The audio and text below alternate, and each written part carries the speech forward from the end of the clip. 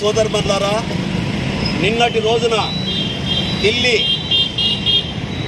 శుక్రవారం ముస్లింలు నమాజ్ చదువుకునే వేళ మధ్యాహ్నం 2 గంటలకు ఇంద్రలోక్ ప్రాంతంలో అక్కడ రద్దీగా ఉండే ప్రాంతం కూడా కాదు, ఒక ఫ్లైఓవర్ కింద ఉండే బ్రిడ్జి, ఆ బ్రిడ్జిలో మసీదులో ఫుల్ అయిపోతే బయటకు వచ్చి నమాజ్ చదువుతుంటే ఇంద్రలోక్ ఎస్ఐ, కేంద్ర హోం మంత్రిత్వ శాఖకు సంబంధించిన వారు అందరూ కలిసి వారి ఆధ్వర్యంలో పోలీసులు ఊట్కాళ్లతో తన్నుతూ నమాజ్ చదివే వేళ, వాళ్ళకి నమాజ్ చదువుతున్న వేళ ఒక 10 నిమిషాలు ఉంటుంది, ఆ 10 నిమిషాలు కూడా ఓపిక లేకుండా ఊట్కాళ్లతో మామూలు పరుచుకునే దాంట్లో బూట్లతో కాళ్ళతో ఇసురుకుంటూ పోవడము ఎంత దారుణమో మనం అర్థమవుతుంది.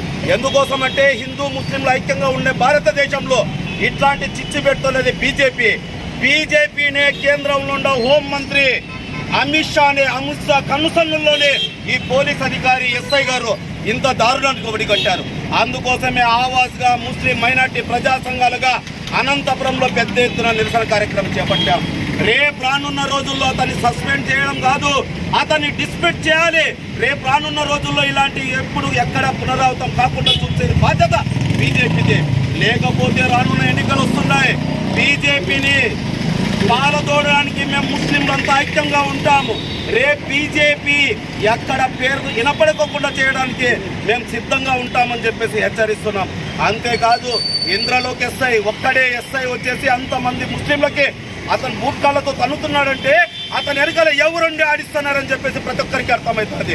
అందుకోసమే ఈ ప్రభుత్వానికి హెచ్చరిస్తున్నాం బీజేపీని. ఈరోజు పోలీసు వాళ్ళు ఉండొచ్చు, ప్రభుత్వాలు మారచ్చు, పోలీసులు సమాజంలో ఉండే పోలీసు ప్రతి ఒక్కరు ఒక్కసారి గమనించాలా.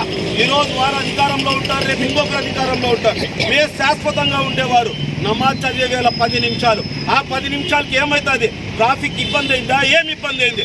ఇబ్బంది లేకుండా కాళ్ళతో బుట్కాలతో తన్నుకుంటూ పోవడం ఎంతో దారుణమని చెప్పేసి సమాజం కింద తల దించుకుంటేనే ప్రవర్తించారు ఈ పోలీస్ అధికారులు. అందుకోసమే చెప్తున్నాం, ఇప్పుడు రానున్న ఎన్నికలు వస్తున్నాయి.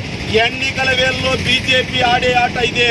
హిందూ ముస్లింలు తగాదా పెట్టడం, అది అధికారంలోకి రావడం. ఇన్ని రోజులు రాముని పేరు చెప్పేసి అధికారంలోకి వస్తుంది. అందుకోసమే చెప్తున్నాం, హిందూ ముస్లింలు మేము ఐక్యంగా ఉన్నాం. రాముడు ఒకడే, అల్లా ఒకడే, అందరూ ఒకడే, మేమందరూ సమానంగా ఉన్నాం.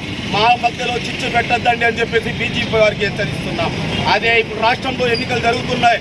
రాష్ట్రంలో కూడా బీజేపీకి ఏ పార్టీ సపోర్ట్ చేస్తుందో ఆ పార్టీని ఓడించడానికి ముస్లింలకు ఐక్యంగా పోరాటం చేస్తామని చెప్పేసి ఈ సభాముఖంగా హెచ్చరిస్తున్నాం.